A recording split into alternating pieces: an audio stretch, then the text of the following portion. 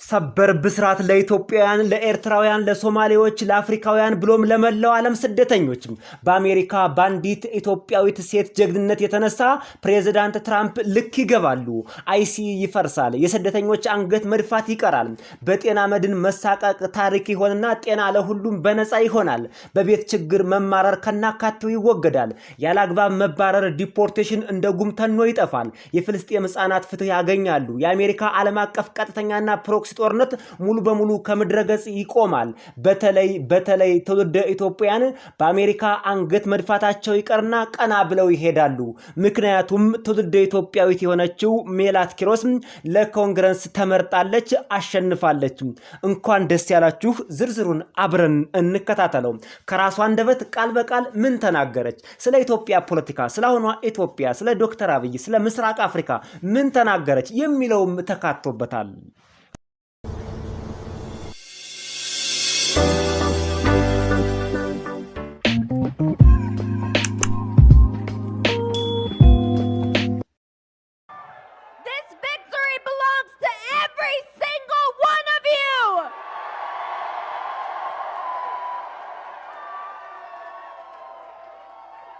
Denver voters of all ages, of all races, of all religions sends a clear message.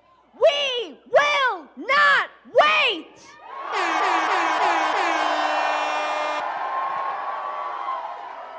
We will not wait to take the fight to Donald Trump and the oligarchy.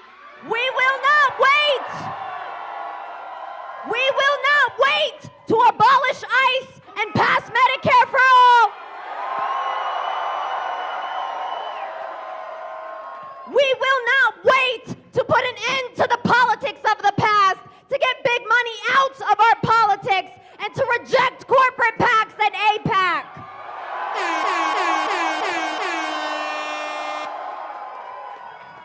And no, we will not wait to end the genocide in Palestine.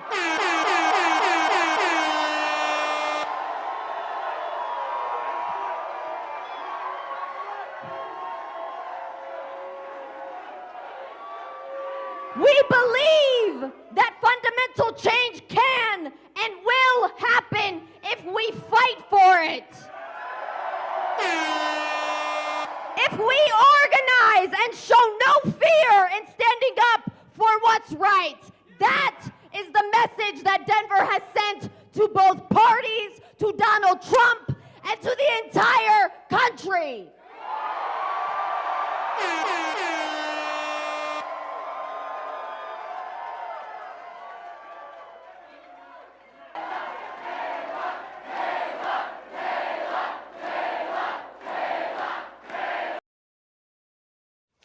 ዶናልድ ትራምፕንና ኦሊጋርኪውን የጥቂት ባለጠጎች አገዛዝን በአሜሪካ ምድር አንፈቅድላቸውም። ለነሱ አንንበረከክም፣ ለነሱ አንገዛም።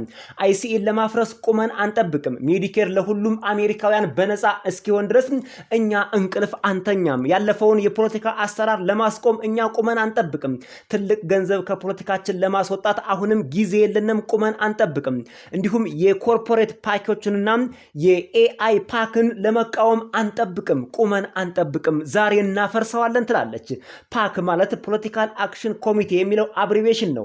ምን ማለት ነው? እነዚህ ኮሚቴዎች የተለያዩ ኩባንያዎች፣ የንግድ ድርጅቶች ወይም የኢንዱስትሪ ቡድኖች፣ ባለሀብቶች፣ ባለጸጋዎችን ሰብስበው ለፖለቲካ ገንዘብ ስፖንሰርና ዶኔት የሚያደርጉበት የአሜሪካ አሰራር ነው። ፕሬዚዳንት ትራምፕም ከነ ኤለን መስክ ጀምሮ በርካቶችን አሰባስቧል። በቢሊዮን የሚቆጠር ዶላር ይዞ ወደ ፖለቲካው ብቅ ብሏል። ይህ ስህተት ነው ትላለች ሜላት ኪሮስ። እና አይሆንም በፍልስጤም እየተካሄደ ያለውን የዘር ማጥፋት ወንጀል ለማስቆም ቁመን አንጠብቅም። ለሱ የምንታገል ከሆነ መሰረታዊ ለውጥ ሊመጣ እንደሚችልና እንደሚመጣ እናምናለን። የምንደራጅ ከሆነና ትክክል ለሆነው ነገር መቆም ፍትህ የምናሳይ ከሆነ በአሜሪካ ምድር በአጭር ጊዜ ውስጥ ለውጥ ይመጣል። ይህ ዴንቨር ለሁሉም ፓርቲዎች፣ ለዶናልድ ትራምፕና ለመላው በሀገሪቱ ላሉ ፖለቲካ ፓርቲዎች ያስተላለፈችው መልእክት ነው። በዚህ ክፍል ውስጥ ያለ እያንዳንዱ ሰው ለትንሽ ጊዜ እንዲቆምና በዙሪያው ያሉትን ሰዎች እንዲመለከት እንድንመለከት እፈልጋለሁ። ከዓመት በፊት ከጥቂት ወራት በፊት እንኳን የማያውቋቸው ነገሮች አሁን በአሜሪካ እየተከሰቱ ነው። ሰዎች እዚህ አሉ። ነገር ግን ዛሬ ማታ በአንድነት ሁላችንም ሌላ ሰው ነን። ዛሬ ማታ እናንተ ማረጋገጫ ናችሁ። ከአንድ ዓመት በፊት ብዙ ልምድ ያላቸው ሰዎች ይህ የማይቻል ነው ብለው ይናገሩ ነበርም ትላለች። I want everyone in this room to take just a moment and look at the people around you. Strangers to you just a year ago, just a few months ago. But tonight, together, you are all something else. Tonight, you are proof.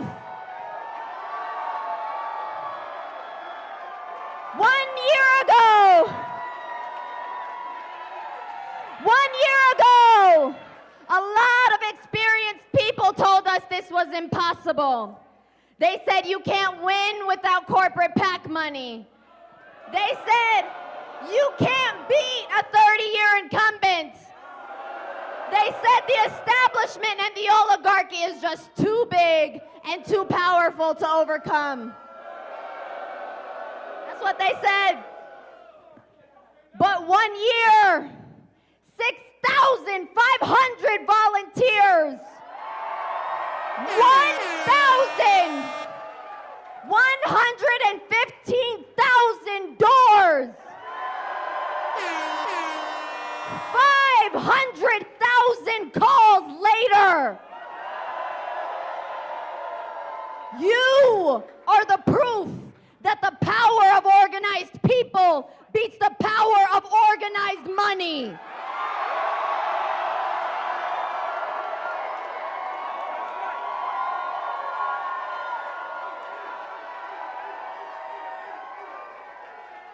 I have to take a moment and thank every single one of you in this room, to every single person that has volunteered, that has supported this campaign, to Justice Democrats, to Denver DSA.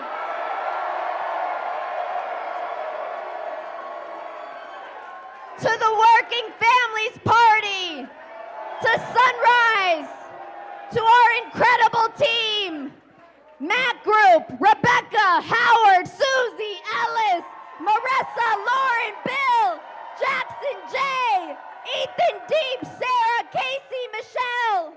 To every single volunteer who knocked on a door, who made a phone call, who talked to your friend, who talked to your coworker, who talked to your neighbor, and made a choice to believe that a better world is possible if only we fight for it.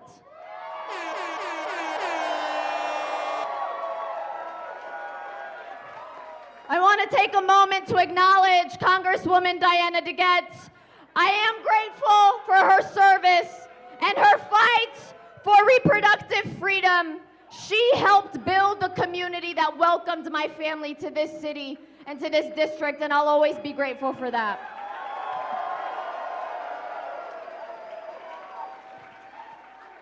And I want to thank the one and only Senator Bernie Sanders for his support.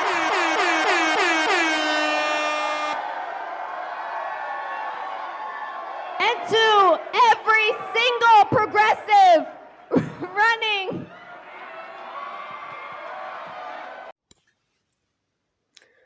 የኮርፖሬት ፓክ ገንዘብ ሳይኖራችሁ በጭራሽ አትችሉም አሉን። ኦሊጋርኪው የፕሬዝዳንት ትራምፕ አስተዳደር ማለት ነው በኮርፖሬት ፓክ ገንዘብ የታጨቀ ነው። ለ30 ዓመታት ስልጣን ላይ ያለን ሰው መርታት እጅግ ከባድ ነው። አቋሙና ኦሊጋርኪውን ለማሸነፍ በጣም ትልቅና ኃይለኛ ናቸው አሉን። ያንን ነው የነገሩን። ነገር ግን ከአንድ ዓመት በኋላ 6500 በጎ ፈቃደኞች 115000 በሮች ተንኳኩተው 500000 ጥሪዎች ከተደረጉ በኋላ የተደራጀ ህዝብ ኃይል ከተደራጀ ገንዘብ ኃይል እንደሚበልጥ እናንተ ማረጋገጫ ናችሁ ስትል ሜላት ኪሮስ ትናገራለች። በዚህ ክፍል ውስጥ የምትገኙት እያንዳንዳችሁን ማመስገን አለብኝ። ለዚህ ዘመቻ በጎ ፈቃደኛ ለሆናችሁ፣ ድጋፍ ለሰጣችሁ፣ በሎጂስቲክ ላገዛችሁኝ፣ ለዴንቨር እንዲሁም ለሰራተኛ ቤተሰቦች ፓርቲ አጠቃላይ ለሰንራይዝ ለግሩም ቡድናችን ማለትም ግሩፕ ርብቃ፣ ሃዋርድ፣ ሱዚ፣ አሊስ፣ ማሪሳ፣ ላውረን፣ ቢል፣ ጃክሰን፣ ጄይ፣ ኤታን፣ ዲፕ፣ ሳራ፣ ኬሲ፣ ሜሽል በሮችን ላንኳኩ፣ የስልክ ጥሪ ላደረጉ፣ ከጓደኞቻቸው ጋር ለተወያዩ፣ ከስራ ባልደረቦቻቸው ጋር ለተነጋገሩ፣ ከጎረቤቶቻቸው ጋር ለተነጋገሩና የተሻለ ዓለም ይሻላል ብለው ለመታገል ለወሰኑ በጎ ፈቃደኞች በሙሉ አመሰግናለሁ አለች ሜላት ኪሮስ። በነገራችን ላይ ሜላት ኪሮስ ምንም አይነት የራሷ ወይም በመንግስት ተቀጥራ And to every single progressive running for office in Colorado, across the country, across this state for inspiration, for solidarity. Tonight we saw wins down ballot. We saw Cello win. We saw Iris win.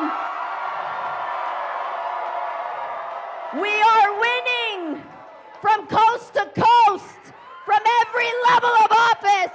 We are taking back our party and our country.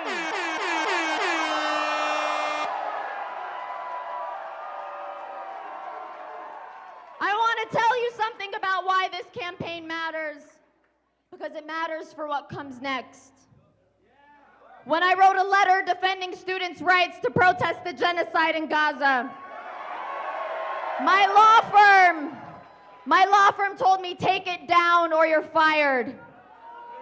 I didn't flinch. I didn't flinch because I stood by every word, and I always will. But I know that will not be the only moment where those in power will tell me to change my tune, to not rock the boat. That seems to happen a lot in Congress. But here in Denver, we stand by our values and we stand with our community.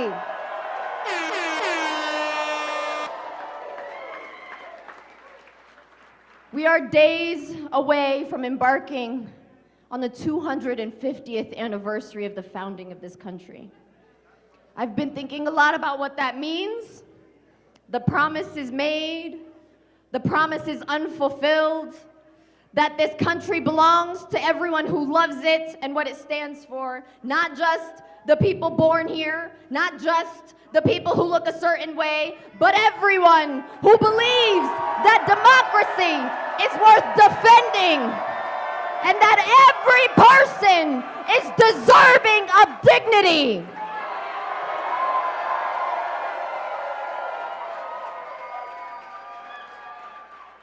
To my incredible family,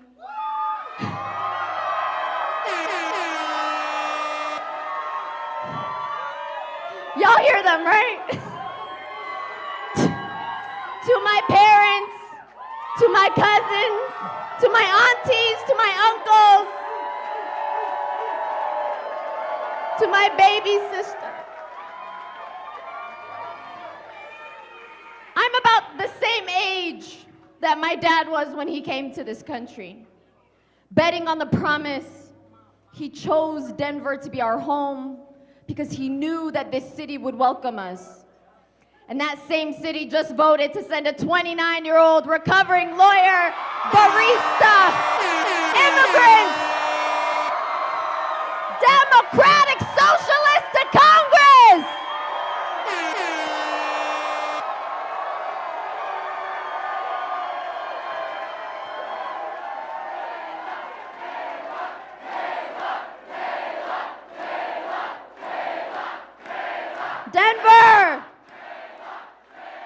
Denver, the future is being written right now. Nothing is set in stone. We won tonight, but this is about something so much bigger than this moment, than one moment. This is a movement.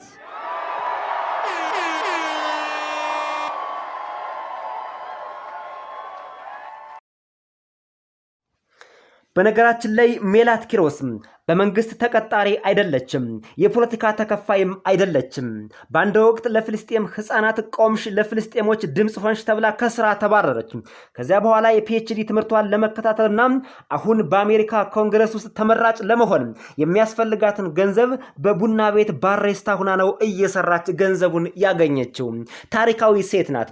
እንደ ፕሬዚዳንት ዶናልድ ጄ ትራምፕ ከኤለን መስክ ጀምሮ እጅግ ቅንጡ ባለሀብቶችን በአሜሪካ በማሰባሰብ ፖለቲካቸው እንዲሰምር ርብጣ ገንዘብ ሲያሰባስቡ፣ ሜላት ኪሮስ ግን የህዝብን ድምጽ ብቻ፣ የህዝብን ልብና ሞራል፣ የህዝብን የልብ ትርታ ብቻ በመያዝ ነበር ወደ ፖለቲካው ዓለም የተቀላቀለችው።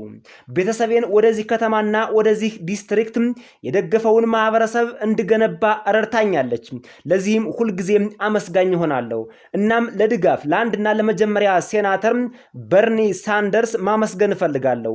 እናም ለሚወዳደሩ ፕሮግሬሲቮች በሙሉ እና በኮሎራዶ በመላው ክፍለ ሀገር ለሚወዳደሩ ፕሮግሬሲቮች ሁሉ ለጽናት ለአብሮነት ዛሬ ማታ ከታችኛው የምርጫ ዝርዝር ውጤታችን ሙሉ በሙሉ አይተናል። የቸላንድ ድል አይተናል። የኤሪንስን ድል አይተናል። ከባህር ዳርቻ እስከ ባህር ዳርቻ በየደረጃው እያሸነፍን ነው፣ እየተረከብን ነው፣ ግዛቱን ሁሉ እየገዛ ነው። ከፕሬዚዳንት ትራምፕ ብዙ ግዛቶችን እየነጠቅን ነው ትላለች። ይህ ዘመቻ ለምን አስፈላጊ እንደሆነ እነግራቸዋለሁ። ምክንያቱም ለሚመጣው ነገር አስፈላጊ ስለሆነ ነው። ተማሪዎች በጋዛ ያለውን የዘር ማጥፋት ወንጀል የመቃወም መብታቸውን በመከልከል ደብዳቤ ስጽፍ የህግ ድርጅቴም አውርጂው አለዚያ ከስራ ትባረሪያለሽ አለችኝ። አልተሸበርኩም፣ አልደነገጥኩም ነበር። ለእያንዳንዱ ቃል ስለቆምኩ አልተሸበርኩም። ሁልጊዜም እንደዛው እሆናለሁ። ነገር ግን ኃይል ያላቸው ሰዎች ዜማሽን ቀይሪ፣ ነገሮችን አትቀስቅሽ የሚሉኝ ብቸኛው ጊዜ እንደማይሆን አውቃለሁ። ያ በኮንግረስ ውስጥ ብዙ ጊዜ የሚከሰት ይመስላል። ነገር ግን እዚህ ዴንቨር ውስጥ እሴቶቻችን እናከብራለን፣ እናም ማህበረሰቦቻችን እንደግፋለን ትለናለች። የዚች ሀገረ ምስረታ 250ኛ ዓመት ማለትም የአሜሪካ 250ኛ ዓመት ምስረታ ማለቷ ነው። ከሱ ባላይ ከመድረሱ ጥቂት ቀናት ሲቀረን እዚህ ተገኝተናል። ያ ምን ማለት እንደሆነ ብዙ እያሰብኩ ነበር። የተገቡ ቃል ኪዳኖች፣ ያልተፈጸሙ ቃል ኪዳኖች ይች ሀገር እዚህ ለተወለዱ ብቻ የተወሰነ መልክ ላላቸው ብቻ ሳይሆን አሜሪካን ሀገር ውስጥ በዲሞክራሲ ለተገነባ እያንዳንዱ ሰው ክብር የሚገባው እንደሆነ ለሚያምኑ ሁሉ ለሚወዷትና ለሚያከብሯት ሁሉ የምትሆን ሀገር እንድትሆን አስባለሁ። ለአስደናቂ ቤተሰቤ እየሰማችሁ ነው አይደል?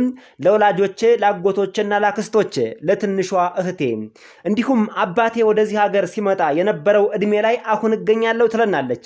በገባው ቃል ኪዳን ተስፋ አድርጎ ይች ከተማ እንደምትቀበለን ስለሚያውቅ ዴንቨር መኖሪያችን አድርጎ መረጠ።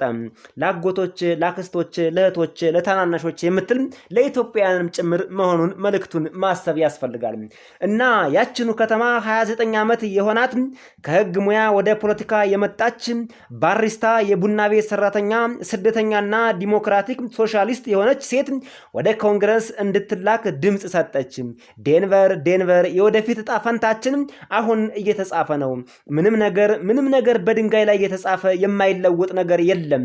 ዛሬ ማታ አሸንፈናል። ነገር ግን ይህ ከዚህ አፍታም ከአንድ ጊዜ በላይ በጣም ትልቅ ነገር ነው። ይህ እንቅስቃሴ ነው።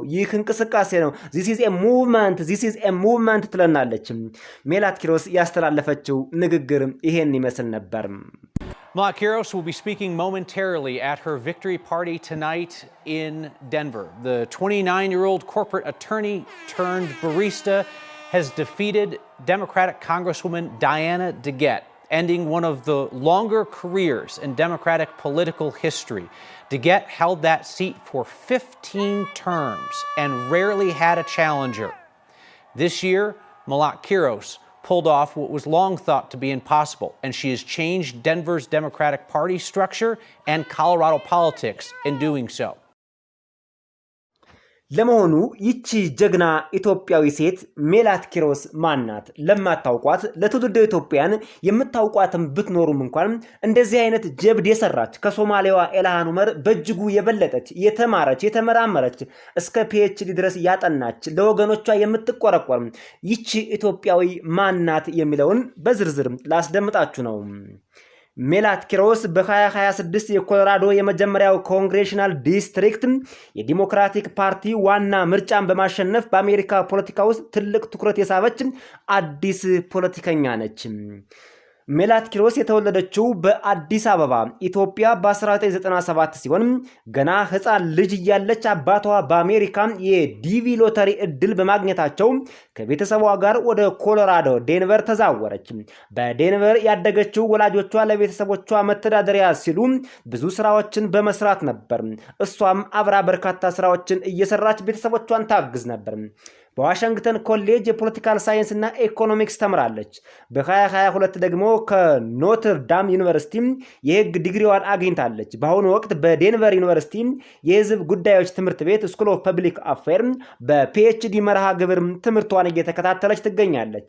የስራ ልምዷን ስንመለከት የቀድሞ የድርጅት ጠበቃ ነበረች።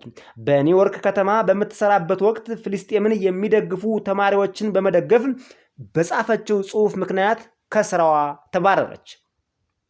ከዛ በኋላ ወደ ዴንቨር ተመልሳ ለዘመቻዋ ዝግጅት እንዲሆናት በቡና ቤት ባሬስታ በመስራት ራሷን አሳድጋለች።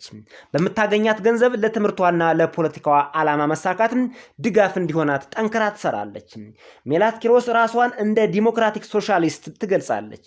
የሷ የፖለቲካ አቋም የዲሞክራቲክ ፓርቲ አቋምን የሚቃወምና ለስር ነቀል ለውጥ የሚሟገት ነው። ከድርጅቶች ወይም ከፖለቲካ እርምጃ ኮሚቴዎች ገንዘብ ድጋፍ ላለመቀበል ቃል ገብታለች። እጅግ ልዩ የሚያደርጋት የፖለቲካ አቋሟና አይዲዮሎጂ ደግሞ ይሄኛው ነው። ከድርጅቶች ከተለያዩ ተቋማቶች ለሷ ፖለቲካ ማራመጃ በቀጥታ የገንዘብ ስጦታን የማትጠይቅ ሴት ናት። እንዲህ ነኝ ብላ ታምናለች። ዋና ዋና የፖሊሲ አቋሞቿ የሚከተሉት ናቸው። አንደኛ፣ ጤናን በተመለከተ ለሁሉም የሜዲኬር ፕሮግራም ትሟገታለች። የጤና ጥበቃ መብት መሆኑንና የሕክምና ዕዳ ሰዎችን ለኪሳራ እንደሚዳረግ ታምናለች።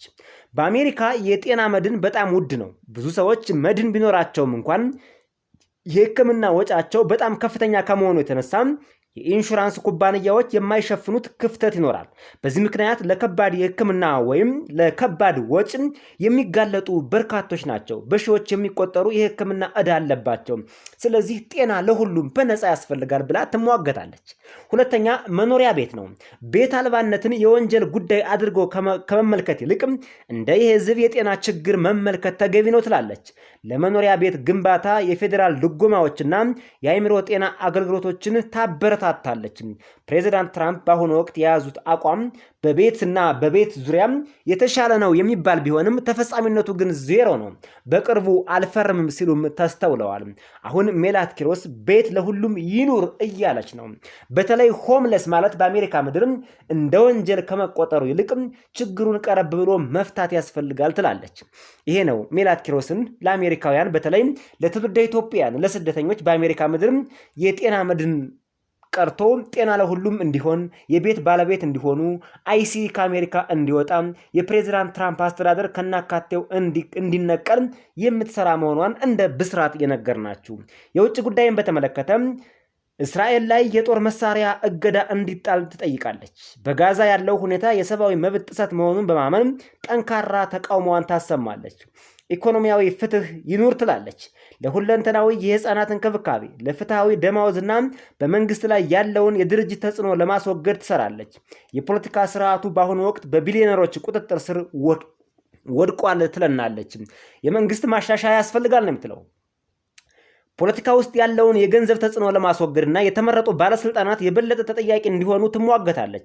ለረጅም ጊዜ ስልጣን ላይ ያሉትን በመተካት አዲስ ትውልድ፣ አዲስ አመራር፣ ወጣቱ ወደ ስልጣን እንዲመጣ ትፈልጋለች። ሜላት ኪሮስ ስለ ኢትዮ ትግራይ ጦርነት፣ ስለ አሁኗ ኢትዮጵያ፣ ስለ ዶክተር አብይ ምን አለች የሚለውን መስማት ያስፈልጋል። በስተመጨረሻም ሜላት ኪሮስ ስለ ኢትዮ ትግራይ ጦርነት፣ ስለ አሁኗ ኢትዮጵያ፣ ስለ ዶክተር አብይና ስለ ብልጽግና ፓርቲ ምን አለች? ምን ተናገረች? በርካታ ትውልደ ኢትዮጵያውያን በጉጉት የሚጠብቁት ነገር ነው። ሜላት ኪሮስ በኢትዮጵያ በሰሜኑ የትግራይ ጦርነት ላይ ያላትን አቋም በተመለከተም እሷ በዋናነት የምታተኩረው በዓለም አቀፍ ደረጃ በግጭት ወቅት የሚፈጸሙ የሰብአዊ መብት ጥሰቶችን በመከላከልና የዲፕሎማሲ ስራዎችን በማበረታታት ላይ ቢሆንም ስለ ኢትዮጵያ፣ ስለ አሁኗ ኢትዮጵያ፣ ስለ ኢትዮ ትግራይ ጦርነት ጦርነት፣ ስለ ኤርትራ፣ ስለ ዶክተር አብይ፣ ስለ ብልጽግና ፓርቲ በተዘዋዋሪ የሚከተሉትን ብላለች። አንደኛ የሰብአዊ መብቶችና የሰብአዊ መብት ጥሰቶች በጦርነት ወቅት የሚል ሐሳብ ሰንዝራለች። ሜላት ኪሮስ እንደ ፓላስታይን፣ የሱዳን፣ የኮንጎና የትግራይ ባሉ ቦታዎች የሰብአዊ መብት ጥሰቶችና የዘር ማጥፋት ድርጊቶች እንዲቀሩ እንዲወገዱና በአስፈላጊው የኒውትራል በሆነ አካል እንዲጣሩ በተደጋጋሚ ጠይቃለች። በዘመቻዋ ወቅትም አሜሪካ በእነዚህ ሀገራት ውስጥ እየደረሰ ያለውን የሰብአዊ መብት ቀውስ ቸላ በማለቷም እጅግ ከፍተኛ የሆነ ቁጣ የተሞላበትም ትችትም ሰንዝራለች። የዲፕሎማሲ አቋም ሜላት ኪሮስ ራሷን እንደ ሰላም አራማጅ የምትቆጥር ናት። አሜሪካ በዓለም ዙሪያ ለጦርነት የጦር መሳሪያ ከመላክ ይልቅ የዲፕሎማሲ ስራዎችንና ለሰላም ግንባታ የሚደረጉ ጥረቶችን እንድታበረታታ ትጠይቃለች። የአሜሪካ የውጭ ጉዳይ ሚናን በተመለከተ ለማያባራ ጦርነት የሚደረገውን የገንዘብ ድጋፍ ማቆም አለብን የሚል ጽኑ አቋምም ይዛለች። ሜላት ኪሮስ በኢትዮጵያ ያለውን የትግራይ ጦርነት እንደ አንድ ዓለም አቀፍ የሰብአዊ መብት ቀውስ አካል አድርጋ ተመልክተዋለች። ዶክመንታሪም ሰርታበታለች፣ ምርምሯንም ትሰራበታለች። ምንም እንኳን በትግራይ ጦርነት ላይ የተለየና ዝርዝር የህግ ወይም የፖሊሲ ፕሮፖዛል ባታቀርብም የእሷ አቋም በአጠቃላይ በዓለም አቀፍ ደረጃ የሚፈጸሙ የሰብአዊ መብት ጥሰቶችን የሚቃወምና ሰላማዊ መፍትሄዎችን የሚደግፍ ነው ብላለች። ወደፊትም በዚህ በአሸናፊነቷ ከቀጠለችና ወደ ኮንግረስ አልፋ ፕሬዝዳንት ትራምፕ ፊት መጋፈጥና